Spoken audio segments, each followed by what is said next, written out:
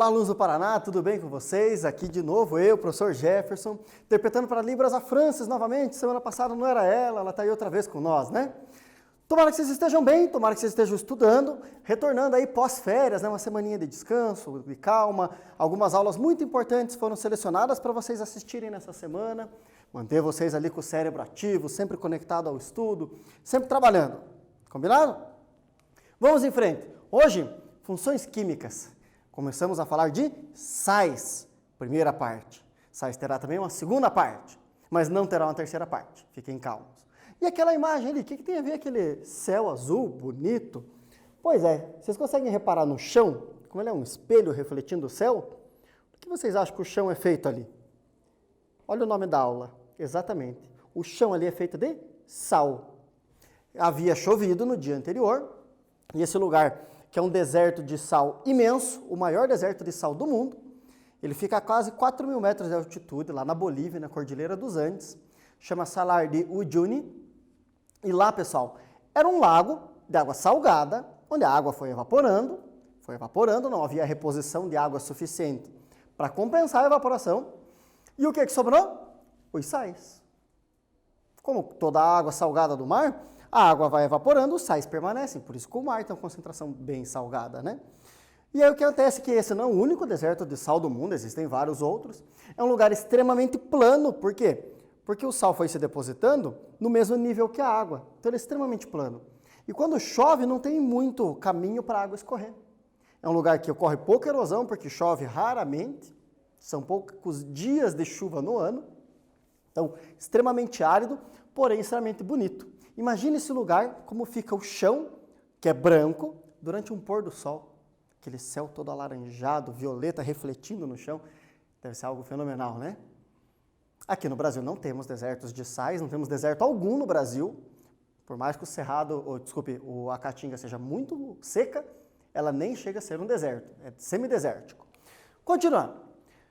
Por falar em mares e salgados, por que o mar é salgado? Dá uma olhada nessa reportagem que eu trouxe para vocês da revista, super interessante. Está aí uma questão que intriga um monte de gente. Tanto que Mundo Estranho é o programa da revista que aborda alguns temas, né? Abordou o tema já na edição 2 da revista, uma revista bem antiga, veja, na edição 2 foi falado a respeito disso. Mas como isso ocorreu há muitos anos, e essa ainda é uma dúvida muito recorrente entre os leitores, nós iremos respondê-la de novo. Eles estavam respondendo de novo isso em 2011, gente. Nossa Senhora, faz tempo. A explicação todinha para esse mistério salgado está no ciclo da água. No planeta, o que a gente explica em detalhes abaixo. Além disso, vale lembrar que o cloreto de sódio, o nome químico do popular sal de cozinha, não é a única substância dissolvida nos oceanos. Na água do mar, também há cloreto de magnésio, bicarbonato de cálcio, sulfato de magnésio, sulfato de cálcio, cloreto de potássio, entre outros. O sabor salgado do cloreto de sódio acabou predominando porque a substância é de longe bem mais abundante do que as outras. Então, pessoal, é o que eu comentei para vocês. Quando a água chega até o oceano, ela chega contendo todos esses sais. Mas quando o sol bate sobre essa água e a evaporação acontece, somente a água evapora e os sais permanecem. Repita isso por bilhões de anos, que é a idade do planeta, e você vai salgar o mar. Entenderam a ideia? É assim que o mar foi se tornando salgado. Os primeiros mares que ocorreram no planeta, eles eram mares doces. Então, há bilhões de anos atrás, quando vocês viram provavelmente no 6º ano, aquela ideia de como era o planeta no início dele, como era esse planeta no início? Ele era um planeta que tinha muita água no estado gasoso, essa água foi se tornando líquida e foi formando os primeiros mares, que eram doces. Tudo bem? Seguindo, vamos falar dos objetivos de hoje. Primeiro, ser feliz. Estamos indo bem, vocês estão estudando até nas férias, isso facilita. Próximo, entender as tais reações de neutralização. Vou contar para vocês logo mais. Relembrar os conceitos de ligação e solução iônica. Então, a professora Carol já havia falado com vocês sobre ligações iônicas, as qualidades dos elementos que fazem essa ligação, e quando isso está dissolvido em água, que se comporta como uma solução iônica. Vamos rever tudo isso.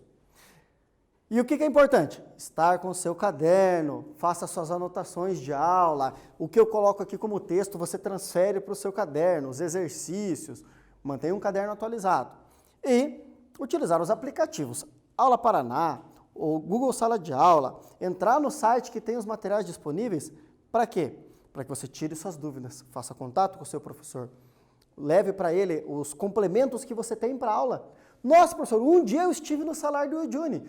Que maravilha, como eu queria ter um aluno que esteve lá e me contasse como é ver aquilo pessoalmente. Se você já esteve, nossa, que maravilha, eu sou boliviano e moro no Brasil. Conta para o seu professor, divida com a sua turma.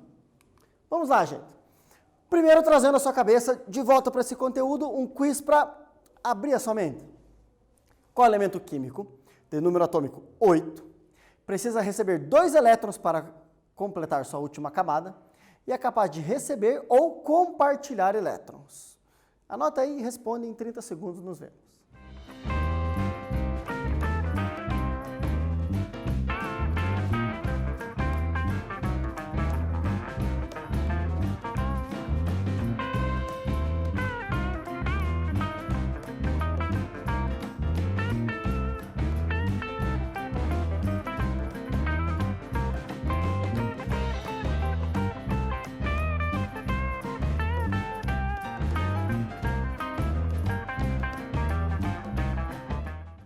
Gente, 8 elétrons. Na última camada, não. 8 elétrons no total, cuidado. 8 elétrons na última camada seria um gás nobre, não é o elemento que nos interessaria. Ele tem 8 elétrons no total. Se você fizer a distribuição eletrônica, que a professora Carol já falou, e vamos revisar daqui algumas aulas, você vai ver que ele vai estar lá na 6ª coluna, daqueles elementos mais altos da tabela. Quem é ele? O oxigênio. Lembra, já conversei com vocês isso, não confunda átomo de oxigênio com gás oxigênio. Maravilha? Não vou nem falar sobre isso agora. Vamos lá. Primeiro passo. Toda chuva é ácida. Mas a aula não é sobre sais, professor. Se acalma. Vai vendo. Presta atenção na história. Olha aquela estátua ali ao lado. Aqui é a mesma estátua, só que 180 anos depois. É uma estátua feita de mármore. O mármore ele tem uma composição muito rica em calcário, né? Hidróxido de cálcio, carbonato de cálcio e outros carbonatos. E essas substâncias reagem com ácidos e se decompõem. E olha o que aconteceu com essa estátua com o passar do tempo, por culpa da chuva ácida. Mas não é da chuva ácida comum, essa que eu coloquei para vocês que toda chuva é ácida. E sim por chuvas aumentadas na sua acidez. Entenderam? Vejam só. A chuva basicamente é a água que evaporou de todos os caminhos que ela pode vir evaporada na natureza. O que nós temos na atmosfera terrestre? Gás carbônico. A água reage com esse gás carbônico na atmosfera e vira ácido carbônico. Um ácido extremamente fraco, nada que você precise se preocupar, caindo na sua pele, não vai furar você e sair do outro lado. Tudo bem? Tanto é que tem nos refrigerantes e as pessoas ingerem, tem ácido carbônico no nosso sangue, é assim que o gás carbônico é transportado pelo sangue. Então é um ácido extremamente fraco, sem problemas. Está lá presente na chuva. A questão é que nós inventamos maneiras muito legais de obter energia, a partir de matérias fósseis, derivados de petróleo, os carvões minerais, o óleo de xisto, outras coisas mais. E a queima disso libera o que na atmosfera? Óxido de enxofre, óxido de nitrogênio. No caso aqui um dióxido e aqui um trióxido. Essas substâncias, sim, quando reagem com a água da chuva, formam ácidos fortes, ácido sulfúrico, que é o que ataca o mármore. Ácido nítrico, que também ataca o mármore. Cimento é um tipo de mármore. Então vai atacar edificações feitas de cimento? Sim. Ácido sulfúrico reage com carboidrato, o que for de maneira, ele vai atacar? Sim. Vai atacar como? O que acontece? Vamos devagar. Assinale a alternativa, que indica, respectivamente, o nome da ligação química em que ocorre doação, é teu, de elétrons. E aqui ocorre compartilhamento. É meu e seu ao mesmo tempo. Então, que reação é essa? Anota esse exercício no seu caderno, responde e eu já volto.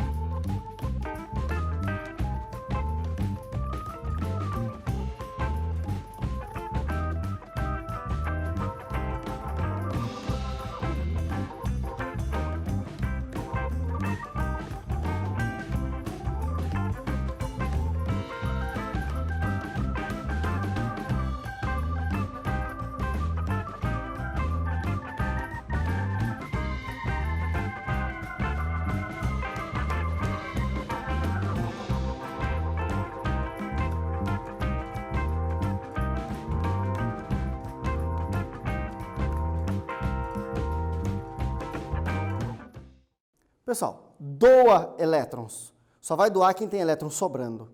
Quem tem elétron sobrando a gente chama de íon, ligação iônica. Compartilha. Não está sobrando, mas dá para a gente usar junto. É a covalente. Lembra co, junto, ao mesmo tempo. Maravilha? Então lá, iônica e covalente. Seguindo a nossa aula. Voltando para essa ideia da chuva ácida. Olha só que bacana. Isso aqui não é no Brasil, isso aqui é na parte asiática da Turquia. São cavernas de calcário. Temos cavernas calcárias no Brasil, mas nenhuma dava para pegar uma foto tão bacana como essa. Por isso que eu selecionei essa. O que acontece aqui? Essa chuva ácida, quando cai no solo, ela reage com os elementos que estão no solo também. Da mesma maneira que ela reage lá com o mármore da estátua, do cimento, da madeira, no solo tem essas substâncias. E essa chuva ácida vai reagir com essas substâncias. Só que esse solo em si, ele é poroso, ou seja, ele é como uma esponja. E a água vai vertendo por esses poros, ela vai indo para as regiões mais profundas. E vai carregando junto com ela calcário. E vai abrindo essas passagens que se tornam essas grandes cavernas. Muito próximo de Curitiba, nós temos aqui Rio Branco do Sul, Colombo, Itaperuçu, com algumas grutas de calcário. Algumas dá para a gente até chamar de cavernas, por causa do tamanho. Mas caminhando 180 quilômetros, saindo de Curitiba em direção a São Paulo, nós temos um parque chamado Parque Estadual Turístico do Alto Ribeira. É uma bacia de calcário, que tem mais de 300 cavernas, dentre delas as que têm as maiores bocas do mundo, os salões mais profundos do mundo. Se eu não me engano, só 50 são abertos para visitação turística. É um sistema que se forma com águas que nascem nos rios paranaenses e que ocorrem por lá. Então, o Rio Ribeira, o Rio Açungui, tem mais um rio, eu não lembro o nome agora. Assim que eu lembrar, eu passo para vocês. São rios que correm em direção à bacia do Rio Ribeira e fazem todo esse processo, criando várias cavernas, como essas, só que a maior parte subterrâneas. Algumas em propriedades particulares, as pessoas precisam pagar guia turístico, mas vale a pena a visita lá. O que tem de interessante? De novo, a chuva ácida reagindo com os componentes do solo e carregando isso embora. Seguindo em frente. Em uma ligação iônica, um cátion, quem é positivo, doa seus elétrons excedente ao ânion, gerando uma força de atração entre os mesmos. Então, os átomos se unem, formando uma molécula. Qual dos pares abaixo não forma ligação iônica? Então, algum desses pares aqui, gente, não é capaz de fazer isso. Doar o elétron para o outro ou receber do outro. Qual par é esse? Anota aí e daqui a pouco eu volto.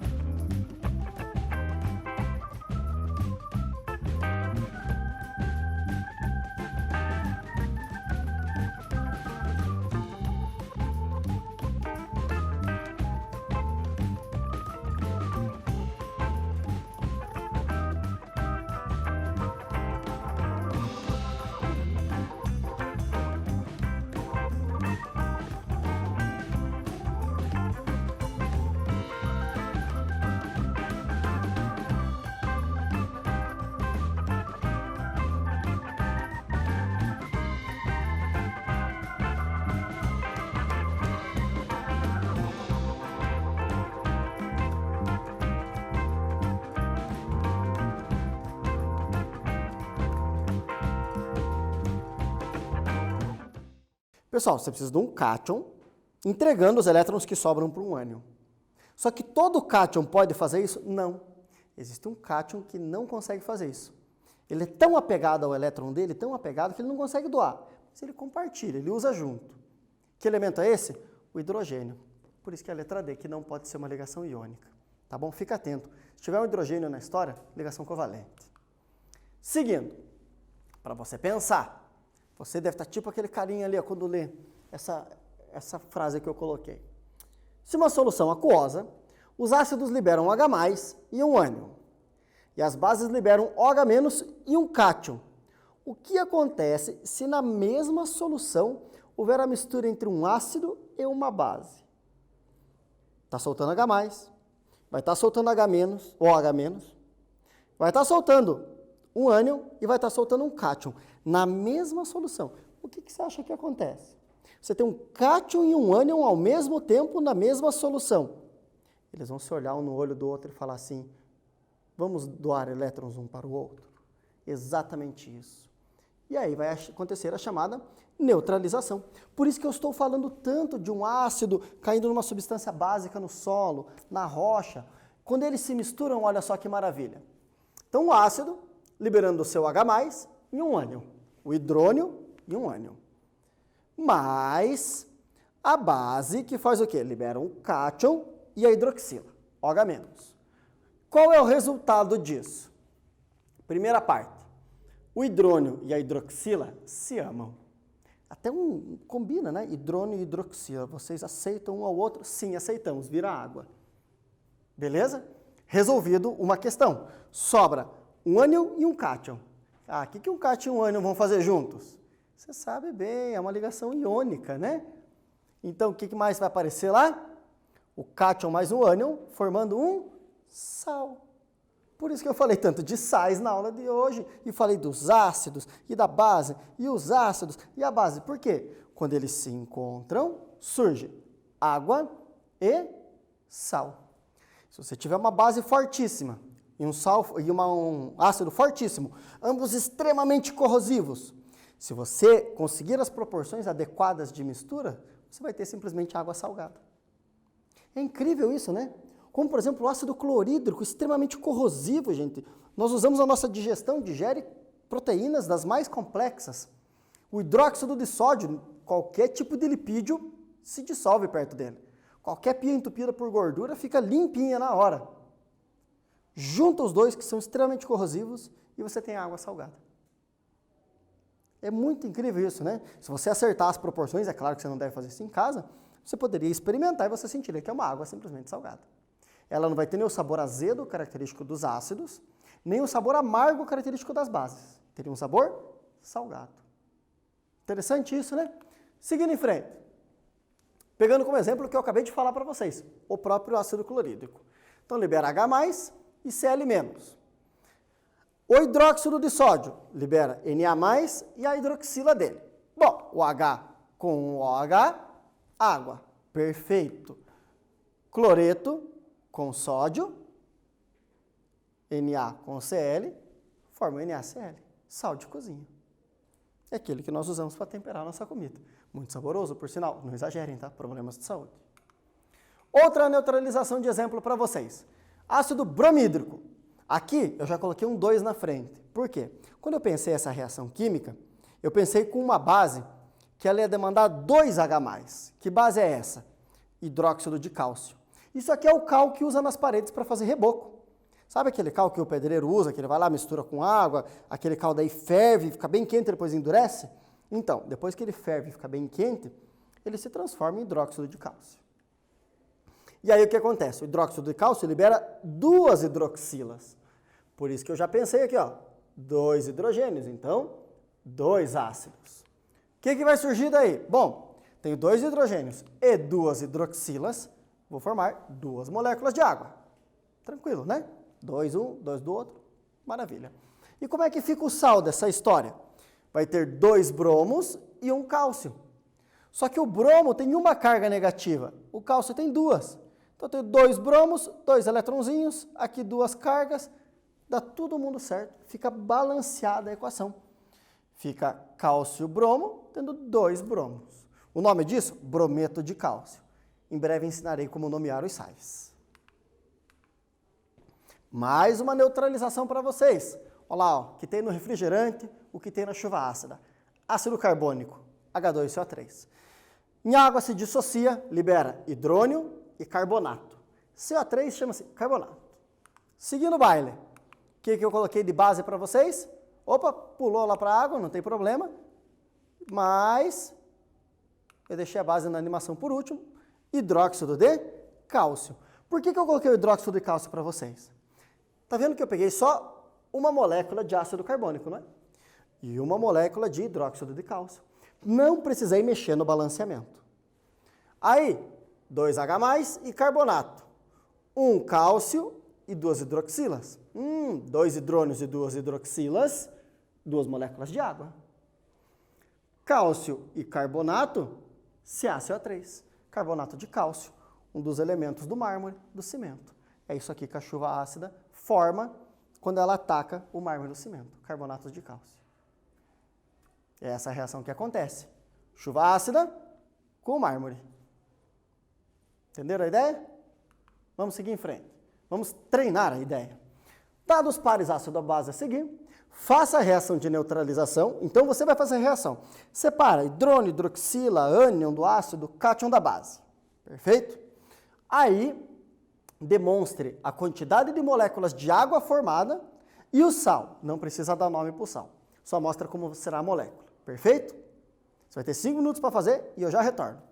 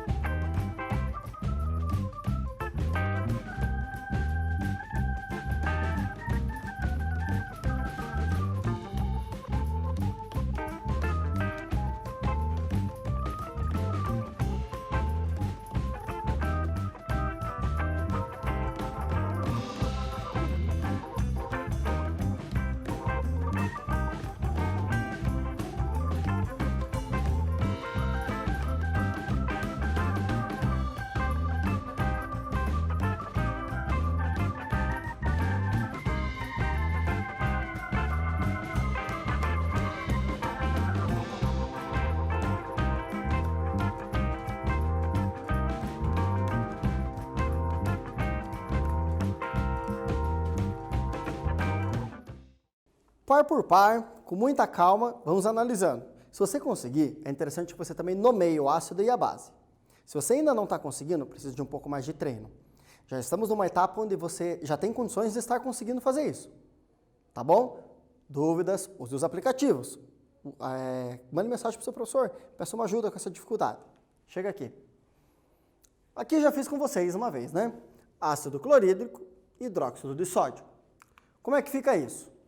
Bom, primeiro que para todas elas eu fiz o balanceamento antes, para evitar problemas. Por quê? Eu tenho que ter um hidrônio para cada hidroxila. Maravilha.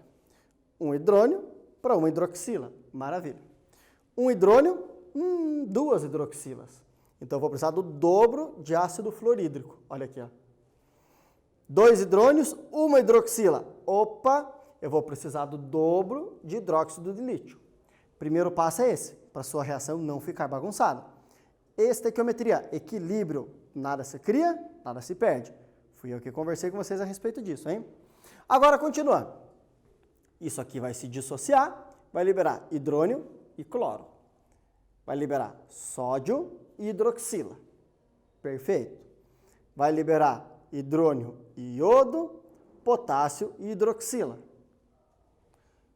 Hidrônio e flúor, magnésio e hidroxila. Sua cabeça está caminhando nesse mesmo caminho? Perfeito. Hidrônio e sulfato, lítio e a hidroxila. É isso que vai ser liberado. E aí vamos reorganizar tudo isso. Como é que vai ficar? Bom, hidrônio e hidroxila, água, água, água, água. Aqui na terceira e na quarta linha, formam 2 moléculas de água. Por quê?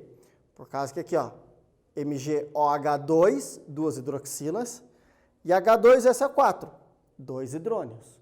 Fizemos a estequiometria, 2 moléculas de água. Beleza. Cl menos Na mais. NaCl, ligação iônica, perfeito. I menos K mais.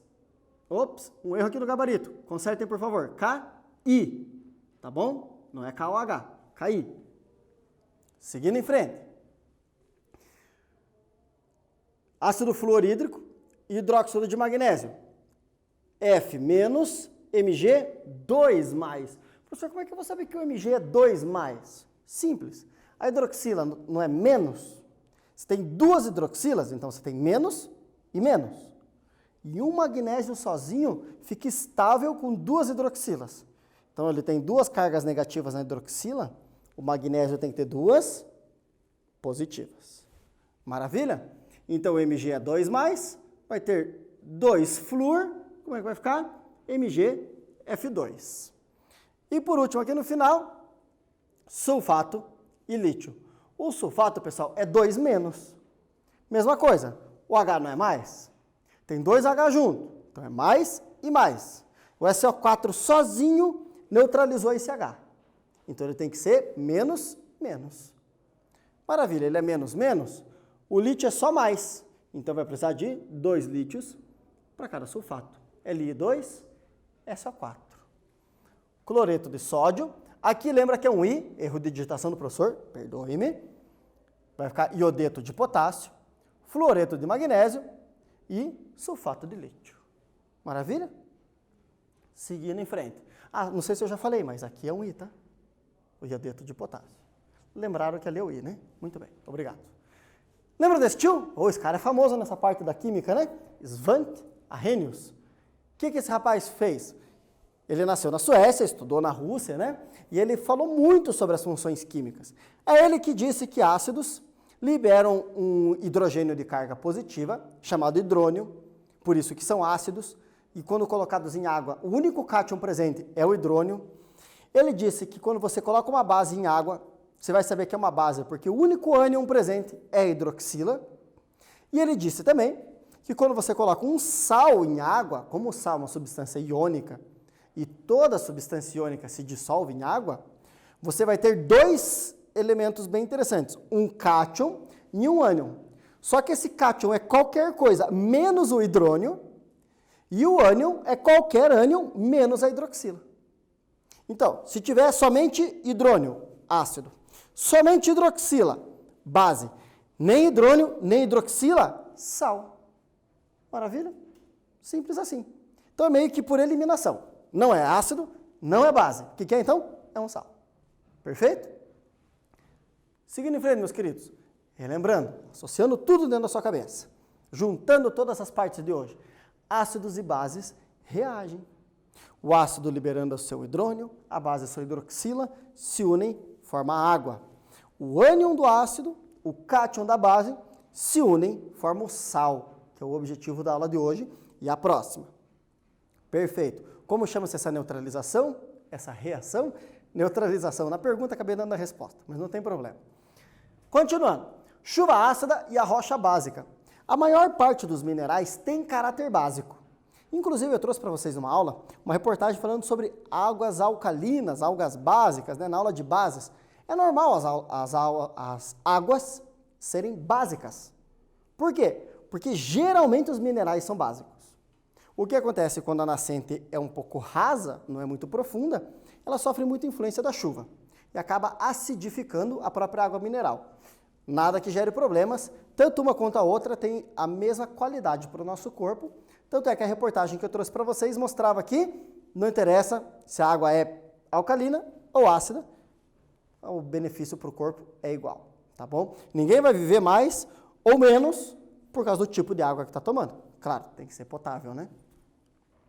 E aí, essa chuva reagindo com as rochas pode formar as cavernas que eu contei para vocês. Eu vou retomar esse tema de calcário porque ele é muito importante no estudo dos sais, ele vai ser muito importante no estudo dos óxidos. Então, várias vezes eu vou retomar esse tema, eu vou falar, olha o calcário, olha o carbonato, olha as conchas, tá bom?